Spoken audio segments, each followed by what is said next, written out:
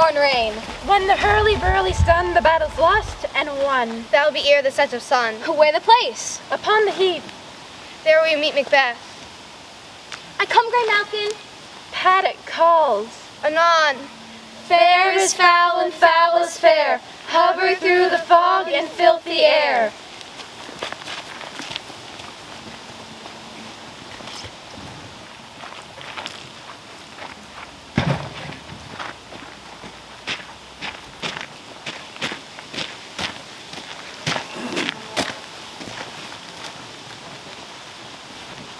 What bloody man is that? He can report. Hail, brave friend. Say to the king the knowledge of the broil as thou didst leave it. Doubtless stood, as two spent swimmers that do cling together and choke their art. But all's too weak for brave Macbeth. Well he deserves that name. Disdaining fortune, with brandished steel, which smote with bloody execution, like valor's minion, carved out his passage till he faced the slave, which ne'er shook hands, nor bade farewell to him, till he unseamed him from the nave to the chops, and fixed his head upon battlements. O valiant cousin, worthy gentleman! Mark, King of Scotland, mark. No sooner justice had, with valor armed, compelled these skipping kerns to trust their heels. But the Norwegian lord, surveying vantage, with furbished arms and new supplies of men, began a fresh assault. Made this not our captains, Macbeth and Banquo? Yes, as sparrows, eagles, or the hare the lion. But I am faint, my gashes cry for help. So while thy words are these thy wounds, they smack of honor both. Go get him surgeons!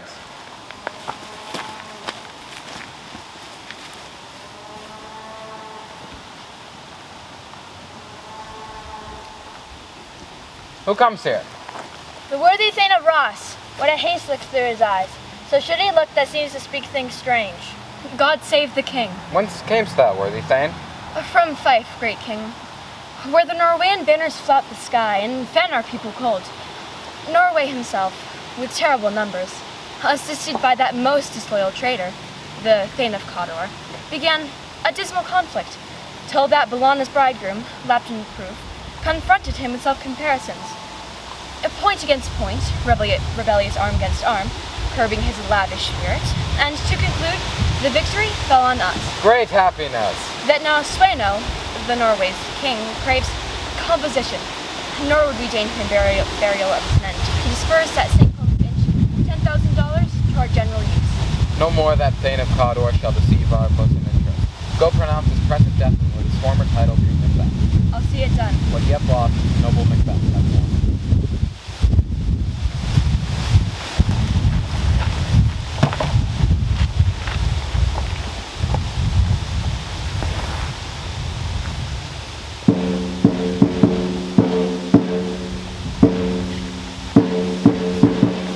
A drum, Macbeth does come. The weird sisters hand in hand, coasters of the sea and land, thus to go about, thrice to thine and thrice to mine, and thrice again to make up nine. Peace, the charms wound up. So foul and fair a day I have not seen. How far is it called the forest? What are these so withered and wild in their attire that look not like the inhabitants of the earth, but yet are on it? Live you, or you aught what man may question? You seem to understand me, but each at once her choppy finger laying upon her skinning lips. Speak, if you can. What are you? All hail Macbeth. Hail to thee, Thane of Glamis. All hail Macbeth. Hail to thee, Thane of Cawdor. All hail Macbeth, that shall be king hereafter. Good sir, why do you start and seem to hear things that do sound so fair? In the name of truth, are ye fantastical, or that indeed which outwardly ye show? If you can look into the seeds of time and say which grain will grow and which will not, then look to me, who neither begs nor fears your favors nor your hates. Hail. Hail. Hail. Lesser than Macbeth and greater. Not so happy, yet much happier. Thou shalt get kings, though thou shalt be none. So all hail Macbeth and Banquo. Banquo and Macbeth all hail. Stay, you imperfect speakers, tell me more. By Snow's death I know that I am Thane of Glamis, but how of Cawdor? The Thane of Cawdor lives. a worthy gentleman. And to be king stands not within reason of belief, no more so than Cawdor. Save for whence you owe this strange intelligence, or why upon this blasted heath you have stopped our way with such prophetic greeting. Speak, I charge you!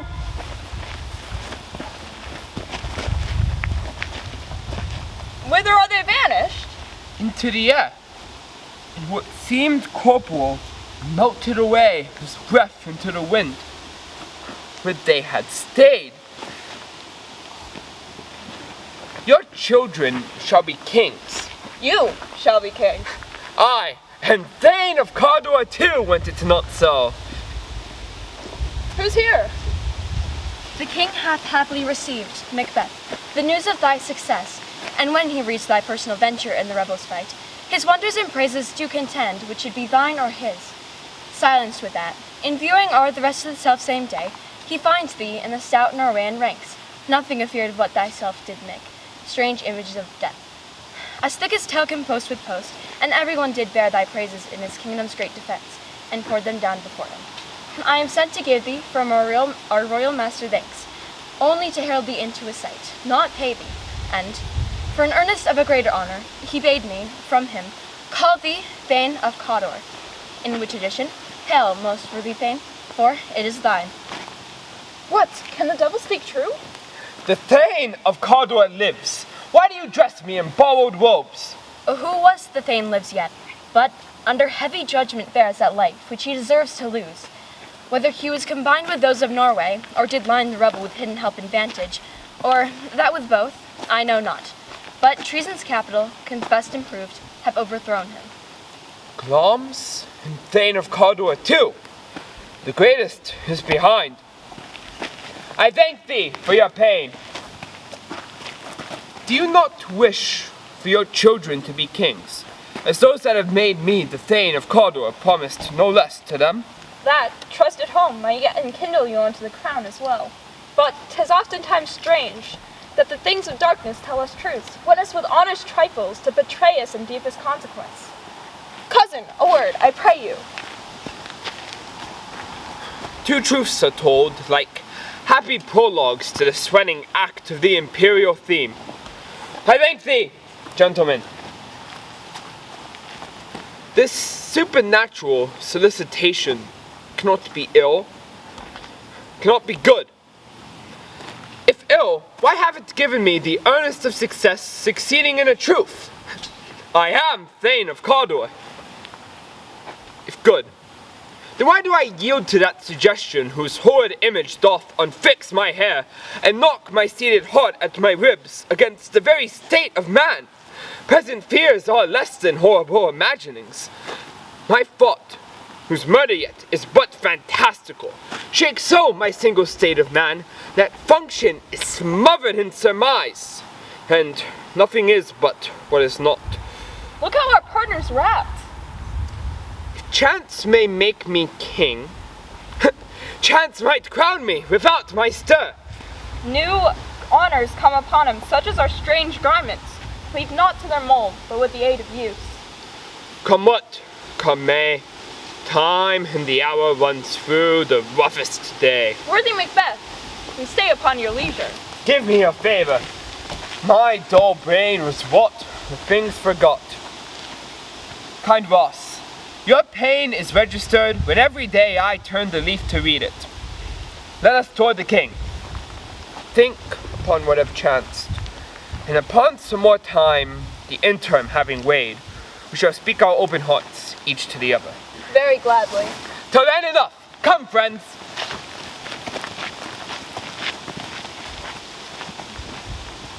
All I have left to say, more is due than all I can pay. The service and the loyalty I owe in doing it is payment itself. Your Highness's role is to receive our duty, and our duty is to your throne and state, children and servants, who do but everything to protect your love and honor. Welcome hither. I have begun to plant thee, and will labor to make thee full of growing. Noble Banquo, thou hast no less deserved, nor known to have done so. So let me hold thee and enfold thee to my heart. There, if I grow, the harvest is your own. My plenteous joys, wanton in fullness, seek to hide themselves in drops of sorrow. Sons, kinsmen, thanes, and you whose places are the nearest, know we will establish our estate upon our eldest, Malcolm, whom we name hereafter the Prince of Cumberland, which honor must not accompany and invest him only, but signs of nobleness, like stars, shall shine on all deservers. From hence to Inverness, and bind us further to you. The rest is labor, which is not reserved for you. I'll be the harbinger, and make joyful the hearing of my wife with your approach. So humbly take my leave. My worthy Cawdor.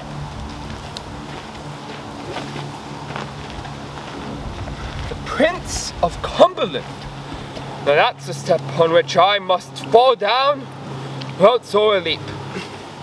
Stars, hide your fires, cannot light see my black and deep desires. The eye winks at the hand, and let that be, for the eye fears when it is done to see.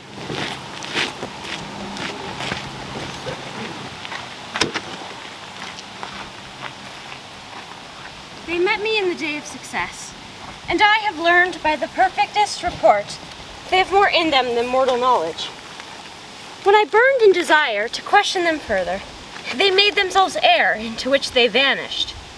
Whilst I stood wrapped in the wonder of it, came missives from the king, who all hailed me Thane of Cawdor, by which title before these weird sisters saluted me, and referred to the coming on of time with Hail King that shalt be. This have I thought good to deliver thee, my dearest partner of greatness, that thou mightst not lose the dews of rejoicing, by being ignorant of what greatness is promised thee. Lay it to thy heart, and farewell. Glamis thou art, and Cawdor, and shalt be what thou art promised. Yet I do fear thy nature. It is too full of the milk of human kindness to catch the nearest way. Thou wouldst be great, art not without ambition, but without the illness should attend it. Hie thee hither, so that I may pour my spirits in thine ear, and chastise with the valor of my tongue all that impedes thee from the golden round, which fate and metaphysical aid doth seem to have thee crowned withal. What are your tidings? The king comes here tonight. Thou art mad to say it. Is not thy master here, who, were it so, would have informed for preparation? So please you, is it true our Thane is coming? One of my fellows had the speed of him, who almost dead for breath had scarcely more than would make up his message. Give him tending. He brings great news. The raven himself is hoarse, that croaks the fatal entrance of Duncan under my battlements. Come, you spirits that tend on mortal thoughts, unsex me here, and fill me from the crown to the toe top full of direst cruelties. Make thick my blood, stop up the passage and access to remorse, so that no compunctious visitings of nature shake my fell purpose, nor keep peace between the effect and it. Come to my woman's breasts, and take my milk for gall, you murdering ministers, wherever in your sightless substances you wait on nature's mischief. Come, thick night, and pall thee in the dunnest smoke of hell, so that my keen knife see not the wound it makes, nor heaven peep through the blanket of the dark to cry, hold, hold. Great Glamis, worthy Cawdor, greater than both by the all-hail hereafter. Thy letters have transported me beyond this ignorant present, and I see now the future in the instant.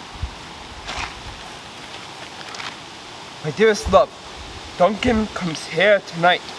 And when goes hence? Tomorrow, as he purposes. Oh, never shall sun that morrow see. Your face, my Thane, is as a book, where men may read strange matters. To beguile the time, look like the time. Bear welcome in your eye, your hand, your tongue.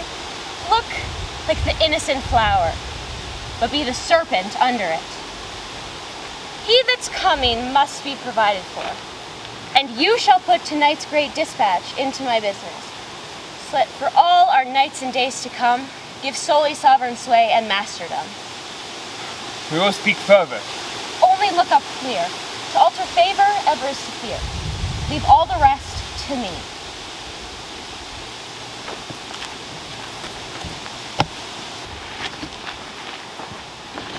This castle hath a pleasant seat. The air nimbly and sweetly recommends itself unto our gentle senses. This guest of summer, by the temple-haunting merlet, does approve. But this bird hath made his pendant bed and procreant cradle, where they most haunt and breed. I have observed, the air is delicate.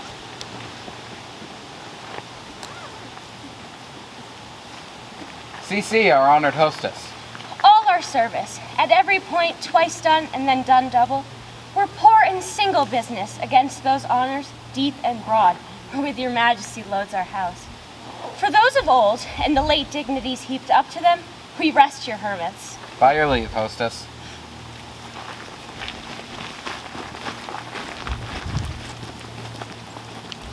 If it were done when 'tis done, then 'twere well it were done quickly.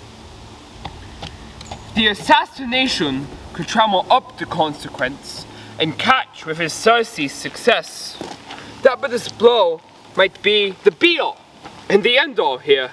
But here upon this bank and shoal of time, we'll jump to life to come. But in these cases, we still have judgment here, that we but teach bloody instructions, which, being taught, return to plague the inventor. This even-handed justice commends the ingredients of our poisoned chalice to our own lips. He is here in double trust. First, as I am his kinsman and his subject, strong both against the deed, then as his host, who should against his murderer shut the door and not bear the knife myself. Besides, this Duncan hath borne his faculties so meek, and so clear in his great office, that his virtues will plead like angels against the deep damnation of his taking off, and pity, like a naked, newborn babe striding the blast o'er heaven's cherubim amongst the sightless choristers of the air, shall blow the horrid deed, and every eye that tears might drown the wind. I have no spur to prick besides my intent, but only vaulting ambition, which overleaps itself and falls on the other. How now? What news? He has almost supped. Why have you left the chamber? Have ye asked for me? Know you not he has? We will proceed no further in this business. He hath honored me of late, and I have bought golden opinions from all kinds of people, which would soon now be worn in their newest gloss, not cast aside. Was the hope drunk wherein you dressed yourself? Hath it slept since? And wakes it now to look so green and pale at what it did so freely? From now such I account thy love. Art thou afeard to be the same in thine own act and valor as thou art in desire? Privy peace. I dare do all that may become of a man. Who dares to do more is none. What beast was it then that made you break this enterprise to me? When you durst to do it, then you are man. And to be more than what you were, you would be so much more the man. Nor time nor place did then adhere, and yet you would make both. Their fitness does unmake you. I have given suck, and know how tender 'tis to love the babe that milks me. I would, while it was smiling in my face, have plucked my nipple from his boneless gums and dashed the brains out, had I so sworn as you have done to this. And if we should fail? We fail? But screw your courage to the sticking place, and we'll not fail. When Duncan is asleep, whereto the rather his hard day's journey soundly invites him, his 2 chamberlains will I with wine and with sail so convince that memory. The warder of the brain shall be a fume, the receipt of reason a limebeck only. When in swinish sleep their drenched natures lie, as in a death, what cannot you and I perform upon the unguarded Duncan? What not put upon his spongy officers, who shall bear the guilt of our great quell? Bring forth men children only. but I, undaunted metal, should produce only men. Will it not be received when we are marked in blood those of his chamber with their very daggers that they have done it? Who dares receive it other, when we shall make our griefs and clamor roar upon his death? I'm settled, and bend up every corporal agent to this terrible feat. Away, and mark the time with fairest show. False face must hide, what the false heart doth know.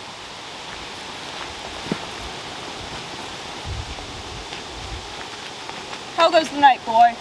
The moon is down. I did not heard the clock. And she goes down at 12. I took duties later, sir. Hold, take my sword. This says Bantry in heaven. Their candles are all out. And there's a summons that lies like lead upon me, but yet I cannot sleep. Give me my sword. Who's there? A friend! What, sir, not yet at rest? The king's abed. These hath been an unusual pleasure. This diamond he greets your wife withal. To the utmost kind hostess, and shut up in measureless content.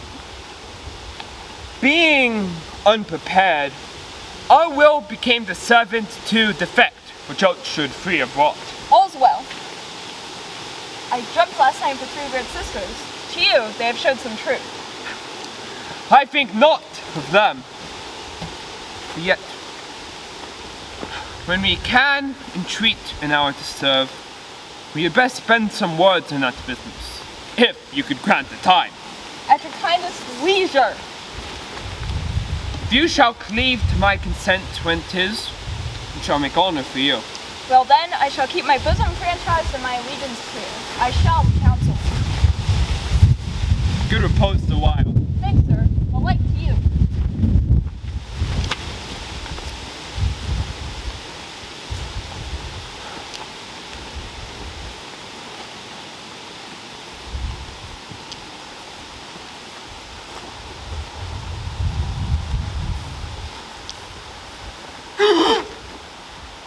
Is this a dagger that I see before me? The handle toward my hand? Come, let me clutch thee.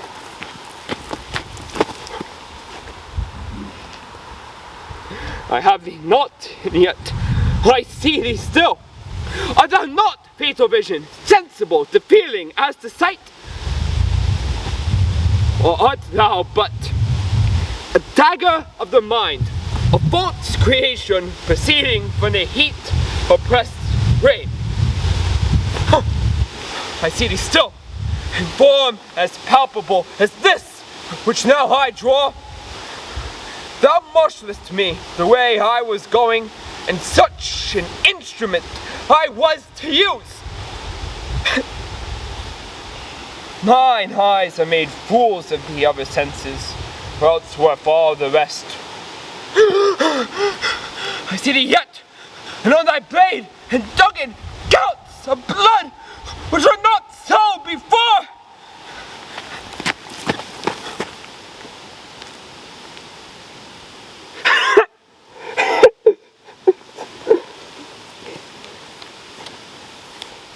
There is nothing there. It is the bloody business which informs thus to mine eyes now. O'er the one half-world nature seems dead, and wicked dreams abuse the curtained sleep. Witchcraft celebrates pale Hecate's offerings, and with a death are they roamed by his sentinel the wolf, whose howls his watch moves thus with his stealthy pace. With Tarquin's ravishing strides, moves towards his design like a ghost. Now sure and firm set earth, hear not my steps which way they walk. Fear thy very stones prate about my whereabouts, and take the present horror from the time that now suits with it. With thy fret he lives, words to the heat of deeds too cold breath gives. I go, and it is done. The bell invites me. Hear not, Duncan, for it is a knell which summons thee to heaven or to hell.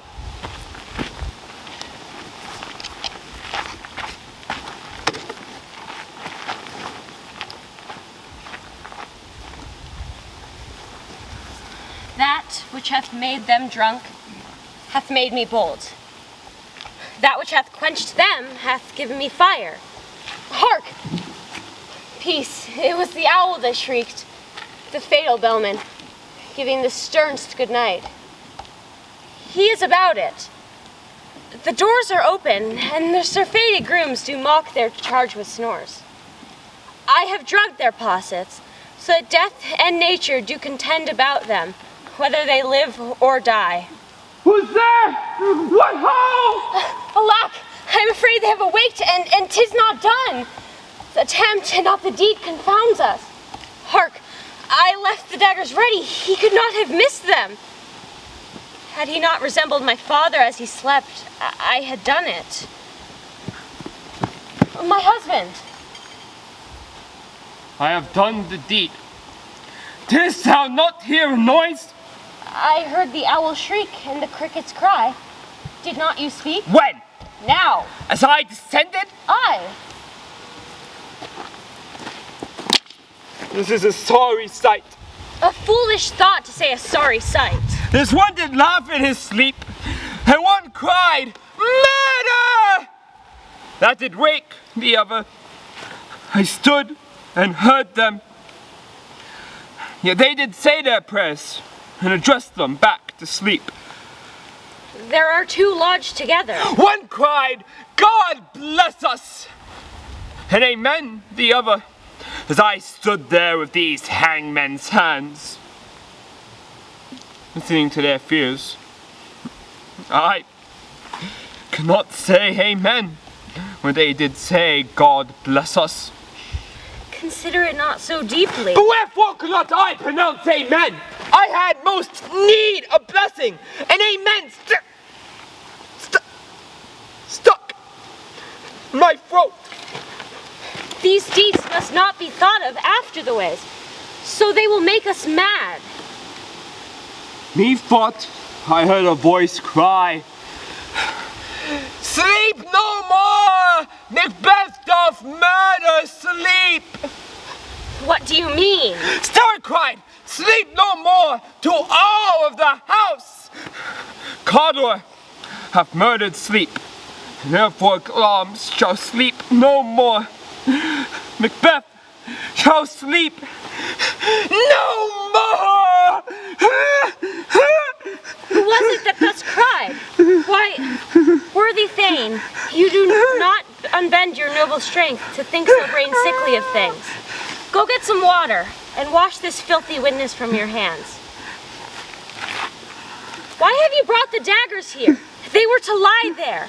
Go carry them back and smear the sleeping grooms with blood. I'll go no more. I am afraid to think of what I have done. To look on it again, I dare not. Infirm of purpose, give me the daggers. The sleeping and the dead are but as pictures. 'Tis the eye of childhood that fears a painted devil. If they do bleed, I'll gild the faces of the sleeping grooms withal, for it must seem their guilt. Wherefore is that knocking? How is it with me that every noise appalls me? What hands are here? They pluck out mine eyes. Oh, of great Neptune's ocean, wash this blood clean from my hand. No. The multitudinous seas should rather in Corodine, turning the green one red.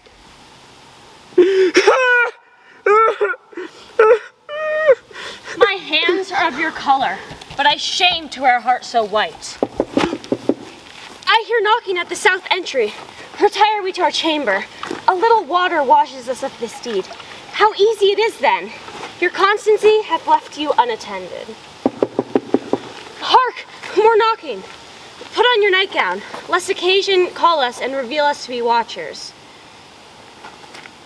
To know my deed, but best not to know myself. Wake Duncan of thy knocking! I would if thou couldst.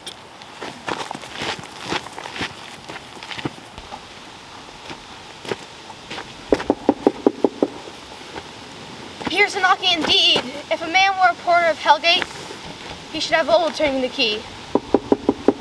Knock, knock, knock. Who's there in the name of Beelzebub? There's a farmer who hangs himself in the expectation of plenty. Come in time, have knacking enough about you. You'll sweat for it. Knock, knock. Who's there in the other devil's name? Fate. There's an equivator who could swear to either scales against both scales, who committed treason enough for God's sake, yet cannot equivocate to heaven. Oh, come in, equivocator. Knock, knock, knock. Who's there? Faith. There's an English tailor, stole from French hose. Come in, tailor. Here you may roast your goose. Knock, knock. Never quiet. What are you? But this place is too cold for hell. I shall devil porter it no further. I thought to let in one of all professions that walk the primrose way to the everlasting bonfire. Anon, anon, I pray you, remember the porter.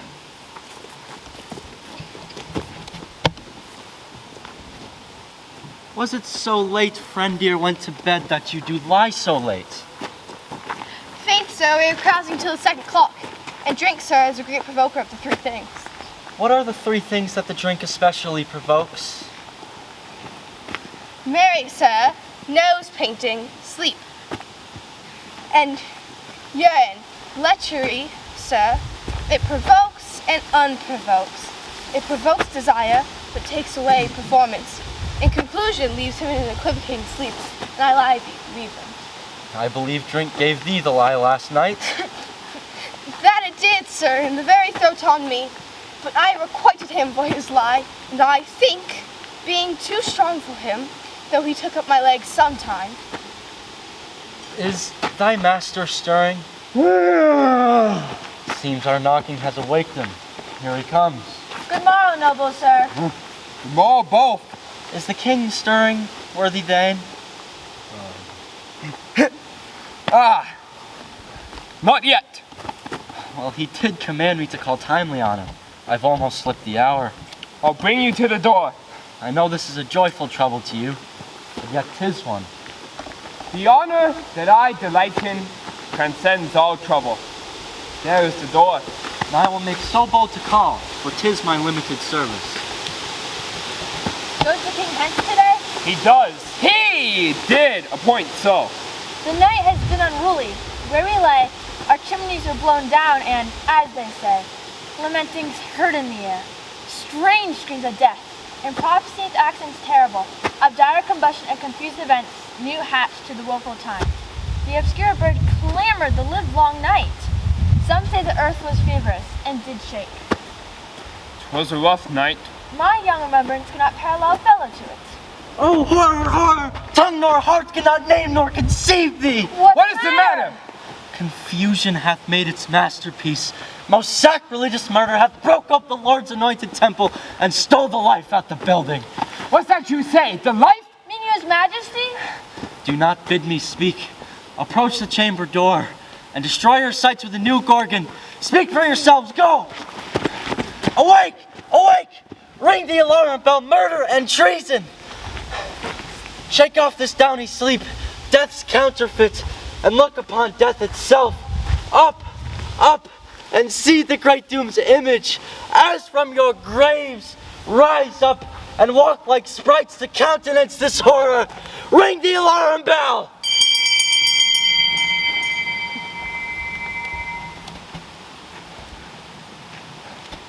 What's the business that such a hideous trumpet calls to parley the sleepers of this house? Oh, Speak!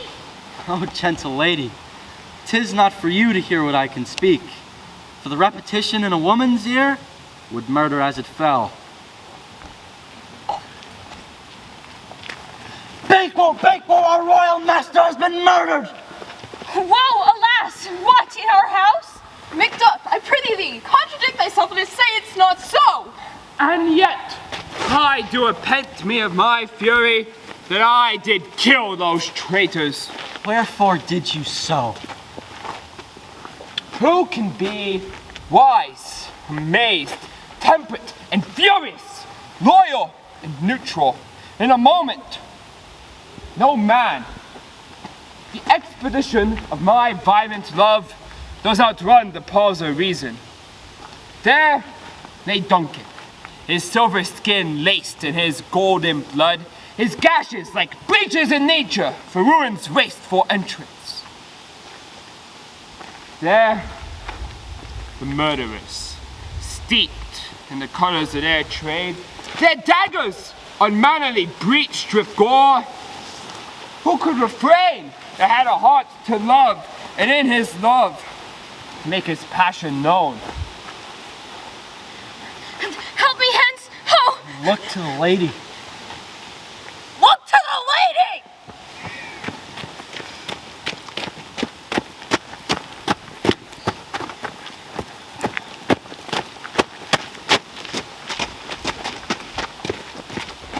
I hope Lady Macbeth is all right.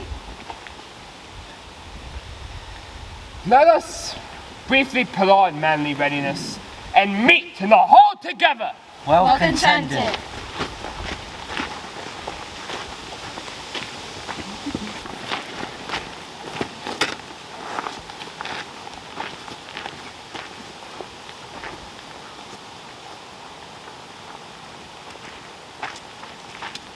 Threescore and 10 I can remember well. From the hours which time I have seen, hours dreadful and things strange, but this sore night hath trifle for my knowings. Aha, good father. Thou seest the heavens, as troubled with man's act, threatens his bloody stage. By the clock 'tis day, and yet dark night strangles a travelling lamp. Is it night's predominance, or the day's shame, that darkness does the face of earth entomb, when living light should kiss it? 'Tis unnatural, even like the deed that's done. On Tuesday last, a falcon, towering in her pride of place, was by mousing owl hawked at and killed. And Duncan's horses, a thing most strange and certain, beauteous and swift, the minions of their race, turned wild in nature, broke their stalls, flung out, contending against obedience, as they would make war with mankind. 'Tis said they ate each other. They did so, to the amazement of mine eyes that looked upon it. Father, do you hear that? Here comes the good Macduff. How goes the world, sir? Now? Why, see you not? Is it known who did this more than bloody deed? Those that Macbeth hath slain. Alas, the day! What good could they pretend? They were suborned. Malcolm and Donalbain, the king's two sons, stolen away and fled, which puts upon them suspicion of the deed. Against nature still, thriftless ambition, that will raven up thine own lives as means. Then 'tis most like the sovereignty will fall upon Macbeth. He's already named and gone to Scone to be invested. Where is Duncan's body? Carried to Colmkill, the storehouse of his predecessors and guardian of their bones. Will you to Scone? No, cousin, I to Fife. Well, I will thither. And I hope you see things well done there. Adieu, and lest our old robes sit easier than our new. Farewell, father. God spread us and be with you, and those that make good of bad, and friends of foe.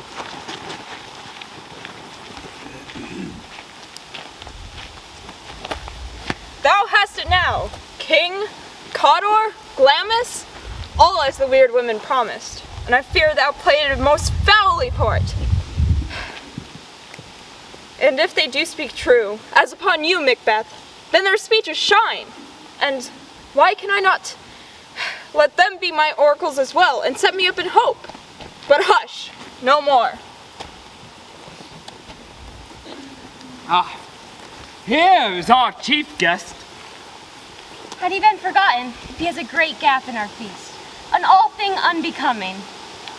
Tonight we hold a solemn supper, sir, and I'll request your presence. Yes, my lord. Write to you this afternoon. Yes, sir.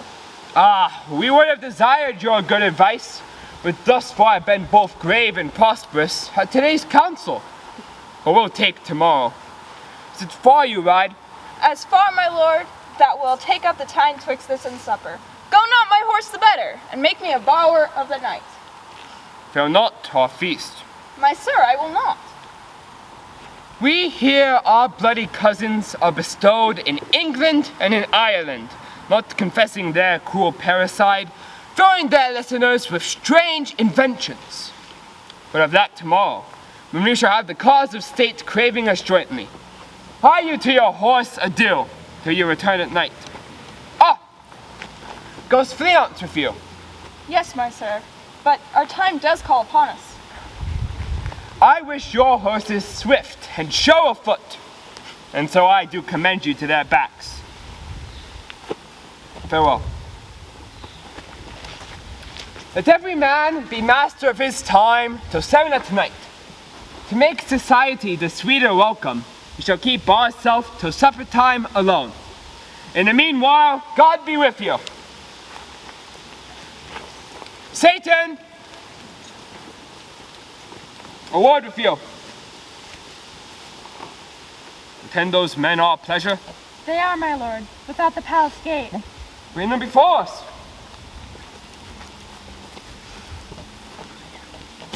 To be thus is nothing, but to be safely thus. Our fears in Banquo stick deep, and in his royalty of nature lies that which should be feared.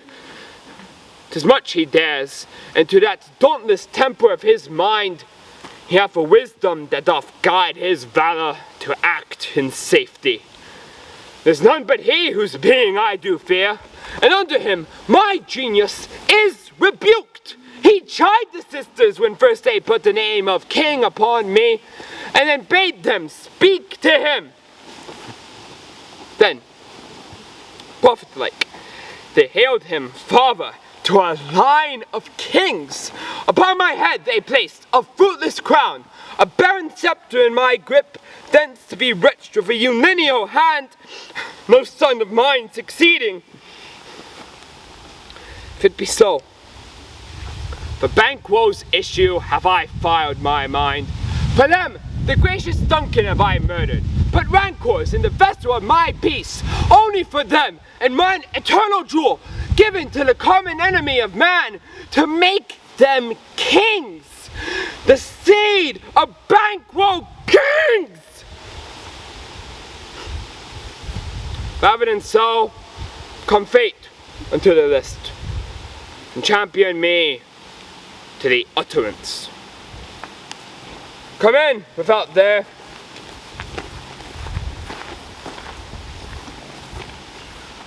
Was it not yesterday we spoke? It was, so please it, your highness. Well then, what have you considered of my speeches? Know that it was he in times past who had held you so under fortune, should thought have been our innocent self. This I made good to you in our last conference. How you were wrought in hand, how crossed the instruments, that would, to have a notion into a soul crazed, say, thus did Banquo. You made it known to us. I did so, and went further, which is now the point of our second meeting. Do you consider patience so predominant in your nature that you might let this go? No, Banquo was your enemy. We are resolved, my lord. I'll call upon you straight. Abide within.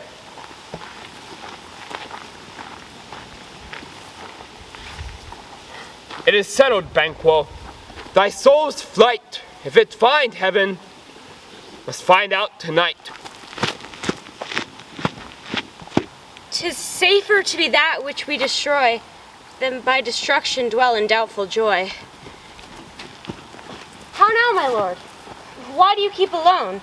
Of sorriest fancies your companions making, using those thoughts which should indeed have died with them they think on. What's done is done. We have scorched the snake, not killed it. shall close and be herself, whilst our poor malice remains in danger of her former tooth. Let the frame of things destroyed, both the world suffer, ere we will eat our meals in fear and sleep with the terrible affliction of these dreams that shake us nightly.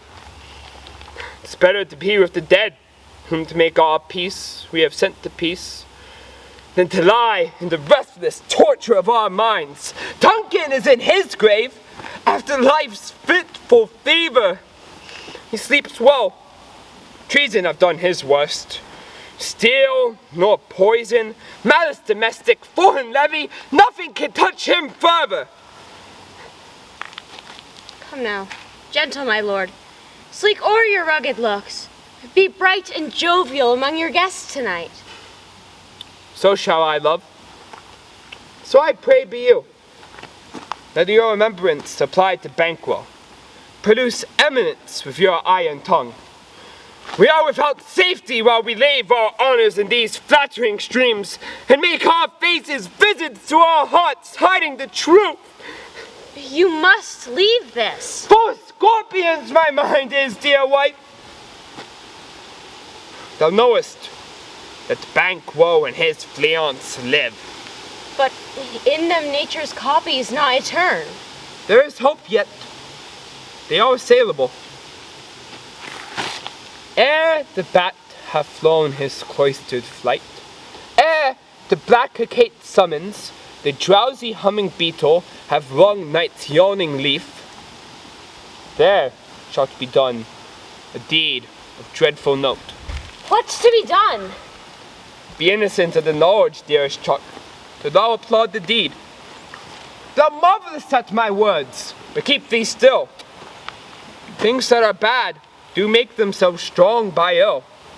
So prithee, go with me.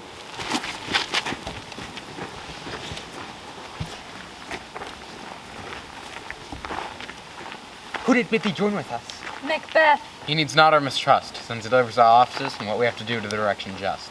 Then stand with us. The west yet glimmers with some streaks of day. Now spreads the light at traveler pace, to gain the time we'll in. And near approaches the subject of our watch. Hark! I hear horses. Where is the light now? His horses go about. A mile, but he does usually. So almond do. From hence to the palace gate maketh their walk. Then 'tis he. The rest that are already within the note of expectation are already in the court.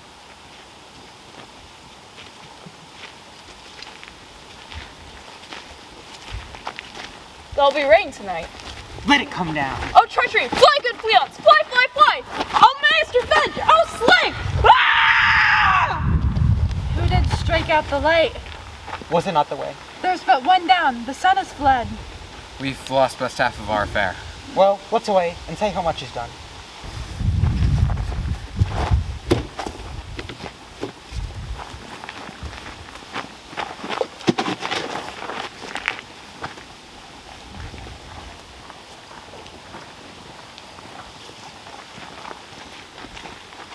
You know your own degrees. Sit down. And first and last, the hearty welcome. Thanks, Your Majesty. Ourself will mingle with society and play the humble host. Our hostess keeps her state, but in time we will require her welcome. Pronounce it for me, sir, to all our friends. For my heart speaks, they are welcome. See, they encounter thee with thy heart's thanks. Both the sides are even. Here I shall sit in the midst. Be large in mirth. Anon we shall drink a measure the table round. There's blood upon thy face. 'Tis Banquo's then. 'Tis better thee without than he within. See dispatch. My lord, his throat is cut. That I did for him. Thou art the best of the cutthroats. Yet here's good that did the like for Fleance. Thou didst it, thou art the non-parallel. Most royal, sir. Fleance escaped. Here comes my fit again. I had else been perfect, whole as the marble, founded as the rock, as broad and general as the casing air. But now I am cabined, cribbed, confined into saucy doubts and fears. But Banquo is safe. Aye, my good lord. Safe in a ditch he bides, with 20 trenched gashes in his head, the least of death to nature. I thank thee for that. There the grown serpent lies. Worm that has fled, will in time venom breed. No teeth for the present. Get thee gone. Tomorrow we shall speak again. My royal lord, you do not give the cheer. Ah, sweet remembrance, sir. Good digestion, weight on appetite, and health on both. May it please your highness sit. Here had we now our country's honor roofed, were the graced person of our banquo present, who may I rather challenge for unkindness than pity for mischance. His absence, sir, lays blame upon his promise. Please it your highness to grace us with your royal company.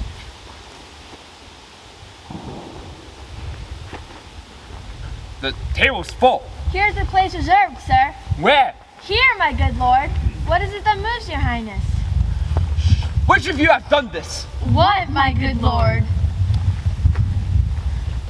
Thou canst not say I did it. Never shake thy gory locks, it's me. Gentlemen, rise. His highness is not well. Sit, worthy friends. My husband is often thus, and has been from his youth. If much you note him, he shall extend his passion. Feed and regard him not. Are you a man? Aye.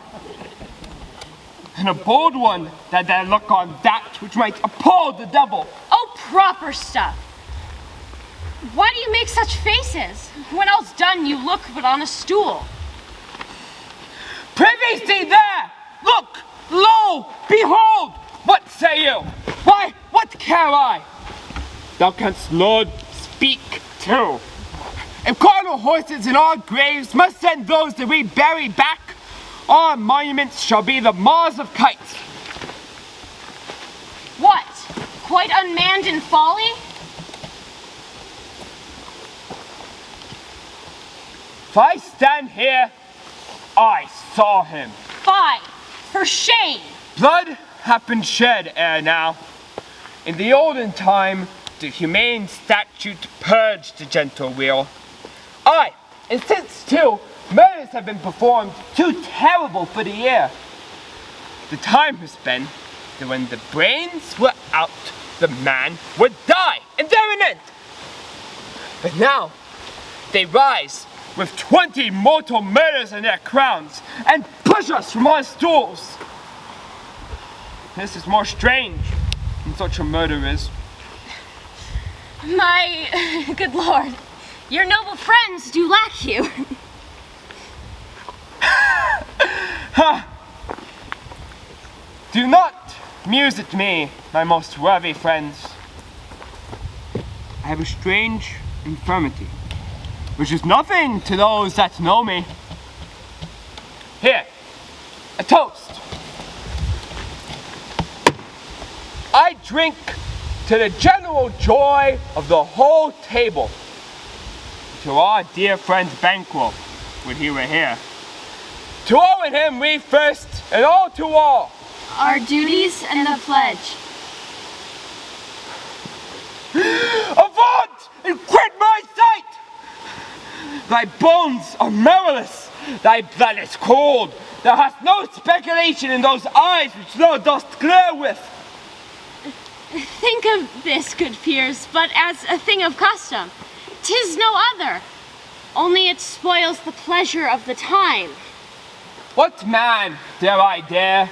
Approach thou like the rugged Russian bear, the armed rhinoceros, or the hiker tiger. Take any form but that, and my firm nerves shall never tremble. Or be alive again, and dare me to the desert with thy sword. If trembling I do fear, then protest me the baby of a girl. Hence, horrible shadow, on your mockery, hence!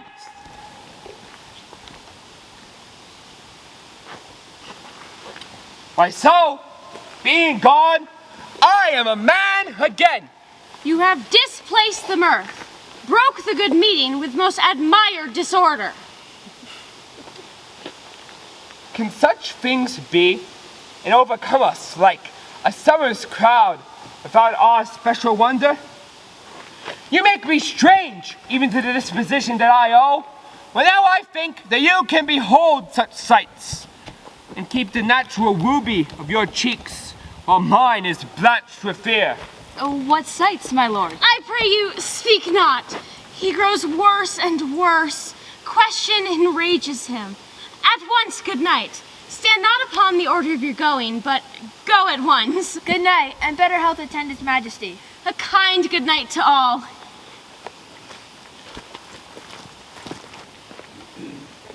What is the night? Almost at odds with day, which is which. How sayest thou that Macbeth denies his person at our great bidding? Did you send to him, sir? I hear it by the way. But I will send. There's not one but in his house I do keep a servant feed. I will tomorrow, and betimes I will to the weird sisters. More shall they speak, for now I am bent to know by the worst means the worst. For mine own good, all natural causes shall give way. I am steeped in blood so far that to return would be as tedious as to go over. Strange things I have in head, which must be acted, ere they may be scanned. You lack the season of all natures. Sleep. Come, go to sleep. The strange and self-abuse is but the initiate fear that warrants hard use. We are yet but young indeed.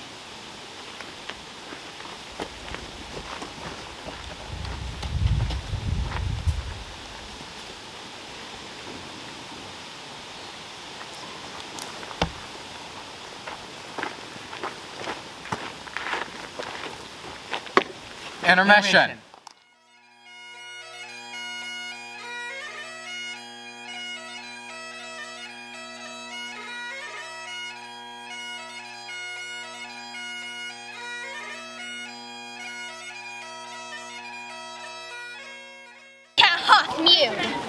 Rice and once the hedge pig whine. Harper cries, 'tis time, 'tis time. Round about the cauldron go, in the poison entrails throw. Toad that under cold stone, days and nights as 31. The sweltered venom sleeping got, boil thou first in the charmed pot. Double, double, toil and trouble, fire burning, cauldron bubble. Fillet a fenny snake in the cauldron, boil and bake. Eye of newt and toe of frog, wool of bat and tongue of dog, adder's fork and blindworm sting, lizard's leg and owlet's wing. For a charm of powerful trouble, like a hell broth, boil and bubble. Double, double, toil and trouble, fire burning, cauldron bubble. Scale of dragon, tooth of wolf, witch's mummy, maw and gulf, of raven, sea salt shark, root of hemlock digged in the dark. Add there to tiger's chaldron for the ingredients of our cauldron. Double, double, toil and trouble, fire burn and cauldron bubble. Cool it with the baboon's blood, then the charm is firm and good. By the pricking of my thumb, something wicked this way comes. Open blocks, whoever knocks. How now, you secret black and midnight hags? What is it you do? A deed without a name. I conjure you by that which you profess, however you came to know it, answer me to what I ask of you. Speak. Demand. We'll answer. If I rather hear from our mouths or from our masters. Call them, let me see them. Come high or low, thyself in office deftly show.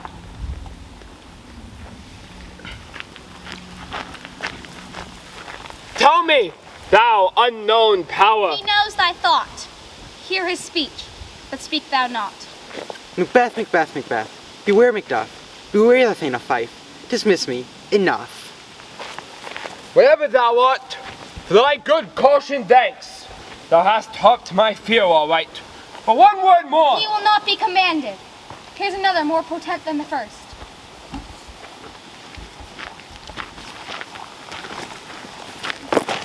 Macbeth, Macbeth, Macbeth, be bloody, bold, and resolute. laugh to scorn the power of man, for no man born of a woman shall harm Macbeth. Then live, Macduff. What need I fear of thee? But yet, I will make assurance double sure, and take a bond of fate. Thou shalt not live, that I may tell pale-hearted fear it lies, and sleep in spite of thunder. What is this? Listen, but speak not, tut. Be lion-mettled, proud, and take no care who chafes, who frets, or where conspirers are. Macbeth shall never vanquished be until great Birnam wood, to high Dunsinane hill, shall come against him. That will never be! Who can impress the forest, bid the tree unfix his earth-bound root? Sweet bodements, good! Revolution's head shall never rise till the wood of Birnam lies. And our high place Macbeth shall live the lease of nature, pay time and breath to mortal custom. Yet, my heart throbs to know one thing. Tell me, will Banquo's issue ever reign in this kingdom? Seek to know no more. I will be satisfied. Deny me this, and an eternal curse will fall on you. Why sings that cauldron? And what noise is this? Show, show, show. Show his eyes and grieve his heart. Come like shadows, so depart.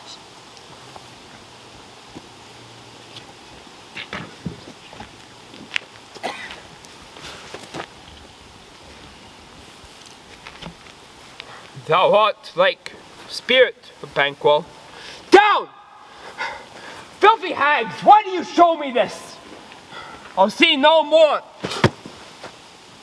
And yet, Fleance appears. He bears a glass that shows me many more kings. Now I see it is true, for the blood-bolted Banquo smiles upon them for his. What? Is this so? Hi, sir. All is so. Why stands Macbeth thus amazingly?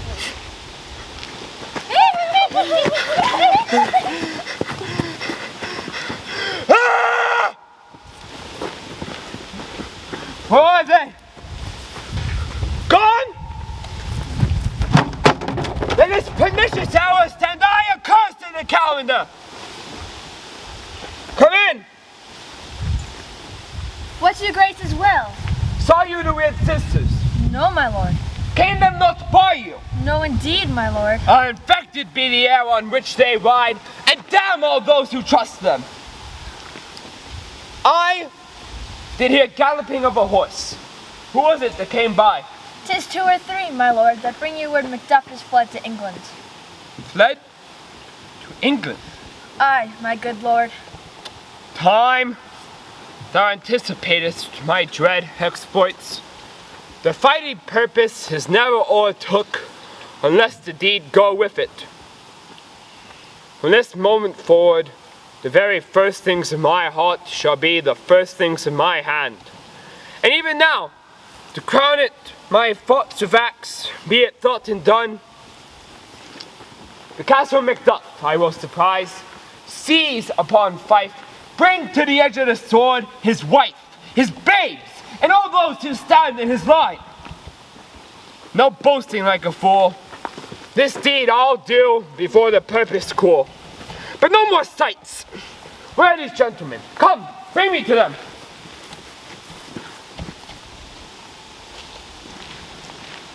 What had he done to make him fly the land? You must have patience, madame. He had none. His flight was madness that for actions do not, our fears do not make us traitors. You know not whether it was his wisdom or his fear. Wisdom, to leave his wife, to leave his babes, his mansion and his titles in a place from whence himself does fly. He loves us not. All is a fear, nothing's a love, as little's a wisdom, where the flight runs against all reason. My dearest coz, I pray you school yourself. But for your husband, he's noble, wise, judicious, and best knows the fits of the season. I dare not speak much further, but cruel are the times when we are traitors and do not know ourselves, when we hold rumor from what we fear, yet know not what we fear, but float upon a wild and violent sea, each way and none. I take my leave of you. My pretty cousin, blessing upon you. Fathered he is, and yet he's fatherless. I am so much a fool. Should I stay longer, it would be my disgrace and your discomfort. I take my leave at once. Sirrah, your father's dead. What will you do now? How will you live? As birds do, Mother. What, with worms and flies? With what I get, I mean, and so do they. Poor bird, thou'st never fear the net nor line, the pitfall nor the gin. Why should I, Mother? Poor birds they are set for. My father's not dead, for all you're saying. Yes, he is. How wilt thou do for a father? Nay, how will you do for a husband? Why, I could buy me 20 at the market. You'll buy him to sell again. Oh God, help thee, poor monkey.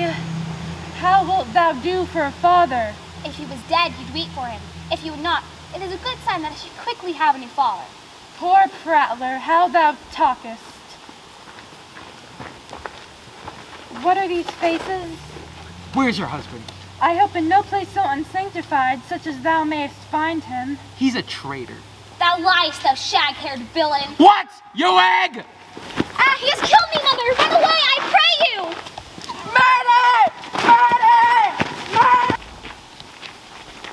Let us seek out some desolate shade, and there weep our sad bosoms empty. Let us rather hold the fast and mortal sword like good men, and best ride on our downfall and birthdom. Each new morn, new widows howl, new orphans cry, and new sorrows strike heaven on the face, as if it resounds with Scotland as it yells out with syllable of dolor. What I believe, I'll wail, and what no believe, as I can redress, as I shall find the time to, friend, I will. It may be so perchance, as you have spoke, that this tyrant was once thought honest. But something you may deserve of him through me, and wisdom to offer up a weak, poor, innocent lamb to appease an angry god. I am not treacherous. But Macbeth is. A good and virtuous nature may recoil in an imperial charge. I have lost my hopes. And why, in that rawness, left you wife and child? Those precious motives, those strong knots of love, without leave taking? I pray you, let not my jealousies be your dishonors, but mine own safeties. You may be rightly just, whatever I shall think. Bleed, bleed, poor country. I speak not as an absolute fear of you. I think our country sinks beneath the yoke. It weeps, it bleeds, and each new day a gash is added to our wounds. I think withal there would be hope uplifted in my right. And from gracious England here have I offered goodly thousands. And when I shall trample on the tyrant's head or wear it on my sword, but my country shall have more vices than it had before, more suffer in sundry ways than him shall succeed. What should he be? It is myself, I mean. Not in the legions of horrid hell can a devil more damned in evils come to top Macbeth. I grant a bloody, avaricious, luxurious, deceitful, false, smack every sin that has a name. There's no bottom, none, in my voluptuousness. Your wives, your daughters, your matrons, your maids, none could fill up the cistern of my lust. Oh, Scotland, Scotland. If such a one be fit to reign, speak. I am as I have spoken. Fit to reign. No, not to live. O nation miserable, with a tyrant bloody sceptred wilt thou ever see thy wholesome days again? The royal father was a most sainted king, and the queen, more on her knees than on her feet, died every day she lived. Fare thee well. These evils that thou repeatest are the same that have banished me from Scotland. O my breast, thy hope ends there. Dear dove, child of integrity, hath from my soul wiped black scruples. Reconcile my thoughts. Macbeth hath tried to draw me into his power, but wisdom plucks me from over credulous taste. I am yet unknown to woman, never was forsworn, would not betray a devil to his fellow, and delight no less in truth than life. The first false speaking I spoke was this upon myself. Why are you silent? Such welcome yet unwelcome things at once. 'Tis hard to reconcile. See who comes here. It is my countryman, but yet I know him not. My ever-gentle cousin, welcome hither. Oh, I know him now. Be times removed the means that make us strangers. Sir, amen. Stand Scotland where it did. Alas, poor country, almost afraid to know itself. It cannot be called our mother, but our grave, where nothing, but who knows nothing, is once seen to smile. The dead man's knell is there scarce asked for who, and good men's lives expire before the flowers in their caps, dying or ere they sicken. Oh, relation, too nice, yet too true. What's the newest grief? That of an hour's age doth hiss the speaker. Each minute heaves a new one. How does my wife? Why, well. And my children? Well, too. Be not afeard with your speech. How goes it? When I came hither to transport the tidings, which I have heavily borne, there ran a rumor of many fellows that were out. Now is the time of help. Your eye in Scotland would create soldiers, make our women fight, to doff their dire distresses. Be comforted, for here from gracious England have I offer of 10,000 warlike men, none better than seaward that Christendom does give out. Would I could answer this comfort with the like, but I have words that would be held out in the desert air, where hearing should not latch them.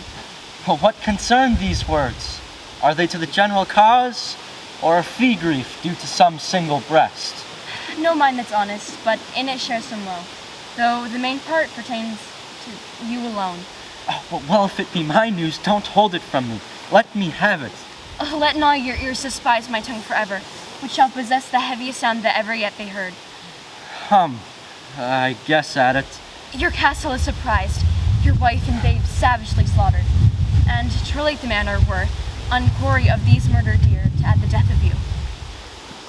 Merciful heaven, ne'er pull your hat upon your brow. My children, too? Wife, children, servants, all that could be found. Oh, and I must be from thence. My wife, too? I have said. Dispute it like a man! I shall do so.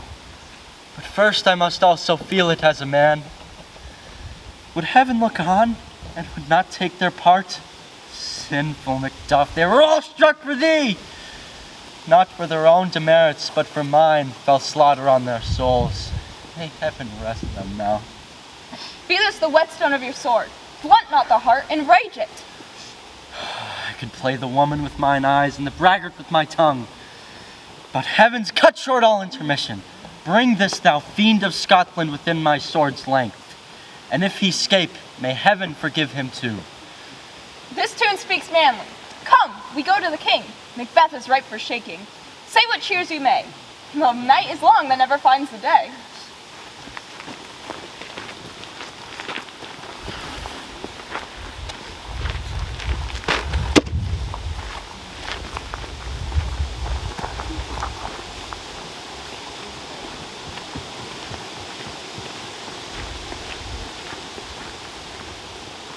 I tonight watched with you, but perceived no truth to your report. When was it she last walked? Since His Majesty went into field, I seen her rise from her bed, throw her nightgown upon her, unlock her closet, take forth paper, fold it, write upon it, read it, and afterwards seal it, and again return to bed. Yet all of this when a most fast sleep. A great perturbation in nature, the benefit of sleep, and due the effect of watching this agitated slumber. Other than walking and actual performances, what at any time have you heard her say? That, sir, which I will not report after her. You may to me, and most meet you should. Neither to you nor anyone, having no witness to confirm my speech. Lo you, here she comes. This is her very guise, and upon my life fast asleep. Observe her, stand close. How comes she by the light? Why, it stood by her. She is light by her continually. 'Tis her command. You see, her eyes are open. Aye, but their sense is shut. What is that she does now? Look how she rubs her hands. It is an accustomed action with her to seem thus washing her hands. I've known her to continue in this a quarter of an hour. Yet, here's a spot. Hark, she speaks. I shall set down what comes from her to satisfy my remembrance more strongly. Out! Out, damn spot! Out, I say! 1, 2. Why then? 'Tis time to do it. Hell is murky. Fie, my lord, fie. A soldier and a fear? What needs we fear who knows it, when none can call our power to account? Yet, who would have thought the old man to have had so much blood in him? Do you mark that? The Thane of Fife had a wife. Where is she now? What? Will these hands ne'er be clean? No more of that, my lord. No more of that. You marvel with the starting. Go to, go to. You've heard what you should not. She spoke what she should not, I'm sure of that. Heaven knows what she's known. Here's the smell of the blood still. All the perfumes of Arabia will not sweeten this little hand. Oh! Oh! Oh! What a sigh, a sorely charged heart indeed. I would not have such a heart in my bosom for the dignity of my whole body. Well, well, well. Pray God it be, sir. This disease is beyond my practice. I have seen those who walk to sleep and die wholly in their beds. Wash your hands. Put on your nightgown. Look not so pale. I tell you yet again. Banquo's buried. He cannot come out on his grave. Even so. To bed. To bed. There's knocking at the gate. Come. Come. Come. Come. Give me your hand. What's done cannot be undone. To bed. To bed. To bed. Will she go to bed now? Directly. Foul whisperings are abroad. Unnatural deeds do breed unnatural troubles. Infested minds their death pills will discharge their secrets. More needs she of the divine than a physician. God forgive us all. Good night, good doctor.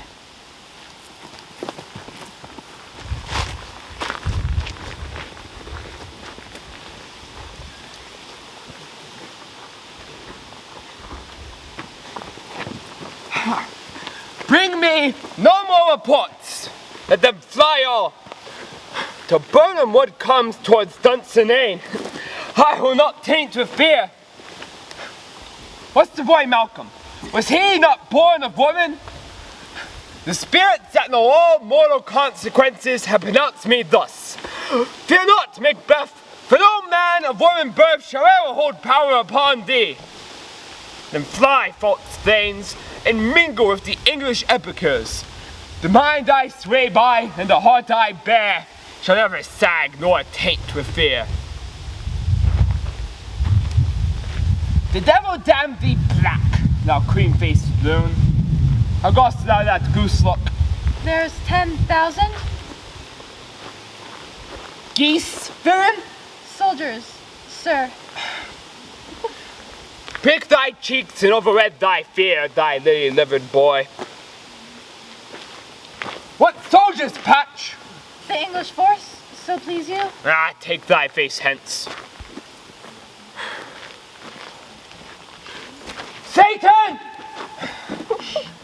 I'm sick at heart, and I behold Satan, I say!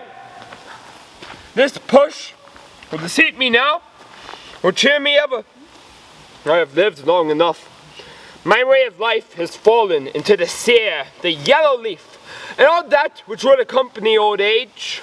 Love, obedience, honor, troops of friends, I must not look to have. But in their stead curses, not loud but deep, not from Satan! What's your gracious pleasure? What news more? All is confirmed, my lord, which was reported. I'll fight, before my bones, my flesh be hacked. Bring me mine armor. 'Tis not needed yet. I'll put it on. Send on more horses. Scurry the country round. Hang those that talk of fear. Bring me mine armor. How doth thy patience, doctor? Not so sick, my lord, as troubled with thick coming fancies that keep her from her rest. Cure her of that. Canst thou not minister to a mind diseased? Pluck from the memory a rooted sorrow. Cleanse the seated bosom of that perilous stuff that weighs upon the heart. From herein the patient must minister himself. Full physic to the dogs. Oh, none of it. Put it on. Give me mine staff. Doctor, the thanes fly from me. Put it on! If thou couldst, doctor, cast the water from my land, find her disease, and purge her back to a sound and pristine health, I would applaud thee to the very echo, and should applaud again. Put it on! Knowest thou of some rhubarb thyme that may scour these English hence? Your royal preparations make us hear something. Bring it after me. I'll not be afraid of death and bane till Burnham Wood comes towards Dunsinane. If I were from Dunsinane, away and clear, profit again should hardly draw me here.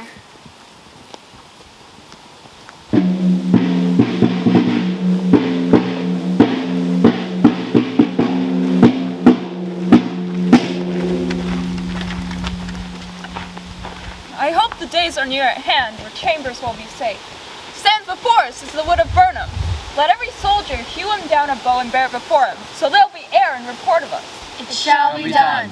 We learn no other but the confident try keep still in Dunsinane, and will endure our settings down before it. Well, where there is advantage to be given, we shall take it. Let our true censures attend the just events, and may we put on industrious soldiership.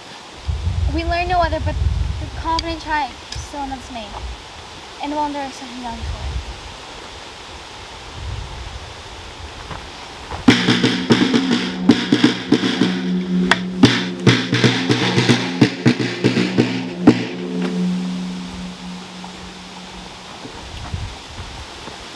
Hang out our banner on the outward wall. The cry is still, they come! Our castle will laugh a siege to scorn. Had they not been joined with those that should be ours, we would have met them beard to beard and beat them backward home. What is that noise? It is the cry of a woman, my good lord.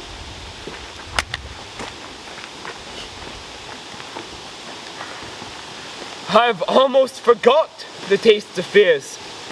The time has been my senses would have cooled to hear a night shriek, and my flood of hair would at a dismal treatise rouse and stir as if life were in it. Direness, familiar to my slaughterous thoughts, cannot once start me.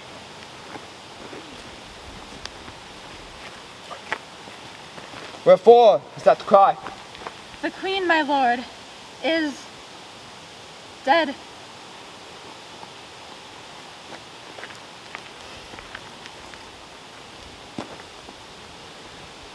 She should have died hereafter. There would have been time for such a word. Tomorrow, and tomorrow, and tomorrow creeps in this petty pace from day to day to the last syllable of recorded time. And all our yesterdays have lighted fools the way to dusty death. Out, out, brief candle, life is but a walking shadow, a poor player that struts and frets his hour upon the stage, and then is heard no more. It is a tale told by an idiot, full of sound and fury, signifying nothing. Thou comest to use thy tongue. Use it quickly. Gracious my lord, I should report that which I say I saw, but not know how to do it. Well, say it. I was standing my watch upon the hill. I looked toward Burnham, and anon methought the wood began to move. Liar and slave! Let me endure your wrath. If be not so, within this 3 miles may you see it coming, I say. A moving grove. If thou speech be false, upon the next tree shalt thou hang alive till Farron clings to thee. thy speech be sooth, I care not if thou dost the same for me. I cling to resolution and begin to doubt the equivocation of those fiends that lie like truth. Fear not until Burnham Wood comes toward Dunsinane. And now, a wood does come towards Dunsinane. On, and out. If this which he avouches does appear, there's none flying hence nor tarrying here. I gin to be aweary of the sun, and wish the estate of the world was now undone. Ring the alarm bell, come sword, out whack! At least we shall die with harness on our back!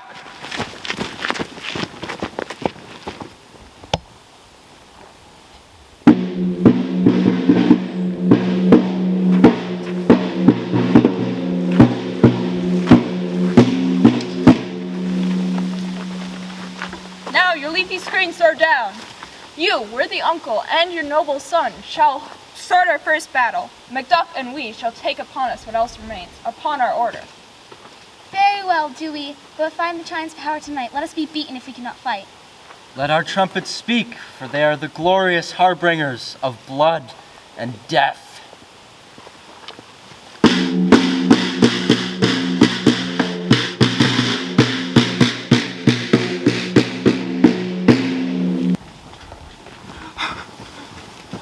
They have tied me to a stake! I cannot fly, but bear-like I must fight the course. What's he that was not born of woman? Such a man I am to fear, or else to none. What is thy name? Thou'lt be afraid to hear it.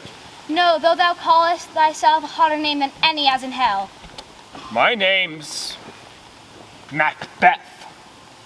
The devil himself cannot pronounce any name more hateful to mine ear. No more fearful.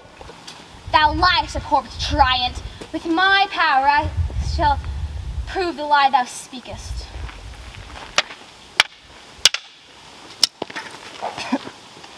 Thou wast born of woman, but swords I smile at.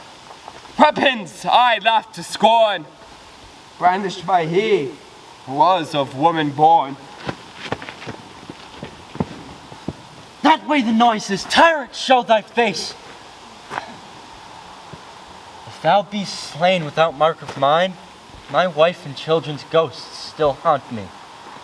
I will not strike at the wretched kerns, whose arms are hired or bear their staves. Either thou, Macbeth, or my sword unsheathes again with an unbattered edge, undeededly. Let me find him, fortune, and more I beg not.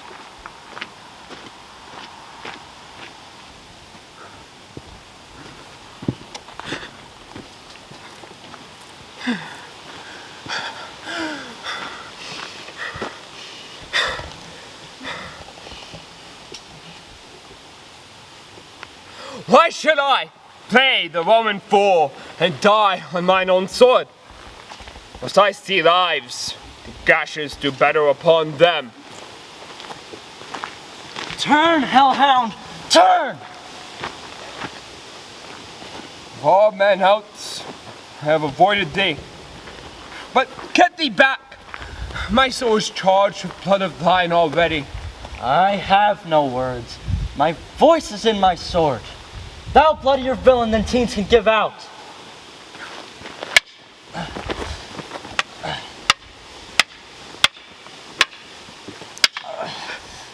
Thou losest labor, easier to impress the entrenched air than to make me bleed. I live a charmed life, which will not yield to one who is of woman born. Despair thy charm. Let the angels tell thou. Macduff was from his mother's womb untimely ripped. Accursed be thy tongue that tells me so. Would have cowed my better part of man.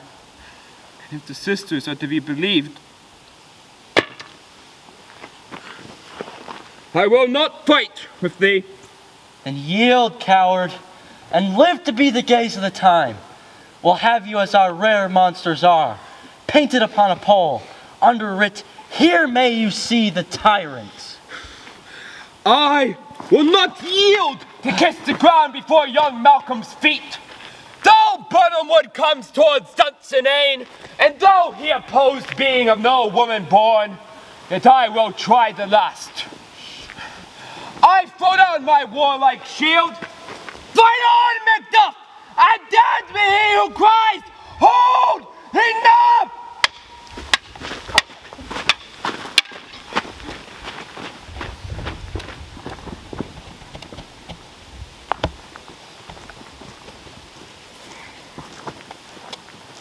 I would the friends we miss were safe arrived.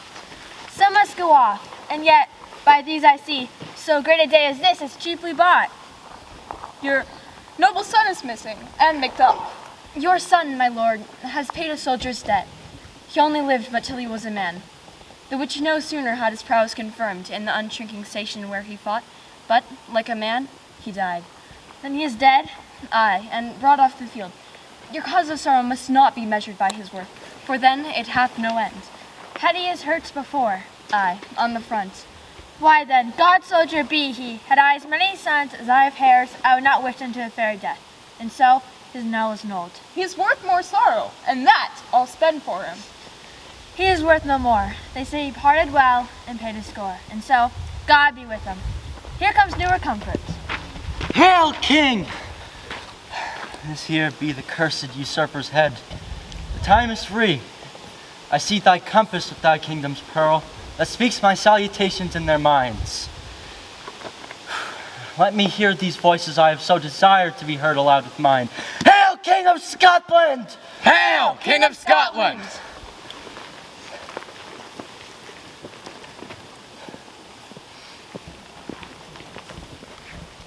We shall not take an expense of time and reckon with your several loves to make us even with you. My thanes and kinsmen henceforth be earls, the first that ever Scotland in such an honor names. And what's more to do, as calling home our exiled friends abroad, who fled the watchful snares of tyranny, of this dead butcher and his fiend-like queen, who as 'tis thought by self and violent hands did take off her life. This, and what needful else, by the grace of grace, we shall perform in measured time and place. So thanks to each at once, and to each at one, whom we invite to see us crowned at Scone.